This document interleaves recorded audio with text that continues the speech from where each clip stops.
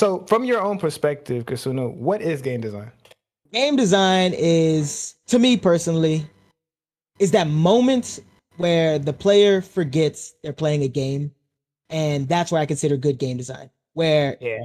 you're no longer like a person who's playing a game, you are in the game. That flow Right. moment where your body's naturally reacting, you're thinking about what's going on, you're lost in the game. That's what good game design is to me. And as a game Right. designer, my main goal is to capture that moment and really make you feel it. That's my interpretation of it.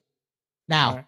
some games master that perfectly, some games doesn't even need it, but every game needs good design. And good Absolutely. design comes in small little details that people wouldn't even notice, like lead Right. lines, lights, Right. sound, audio, things like that. Right. So game design to me personally is the moment the game no longer feels like you're playing a game, but when you're enthralled by the game, when you're taken in.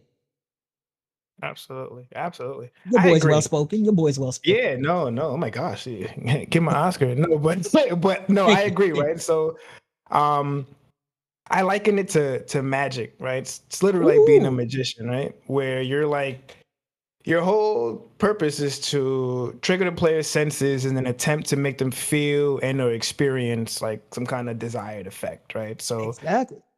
simple sleight of hands like collision activated NPCs that give off the illusion that the enemies are somehow cognizant of the player's existence like in the world.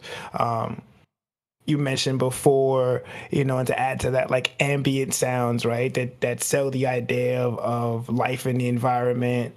Things like using water sounds near bodies of water, or the crackling sound of a burning flame near a torch. Or the sound of my enemies being impaled by a spike in which I threw from half a mile away. Because of course I'm God skilled like that. Don't even question Right? it. Right. So like these are the tools that we use to create player experience, and it's all about like tricking the senses and activating the imagination.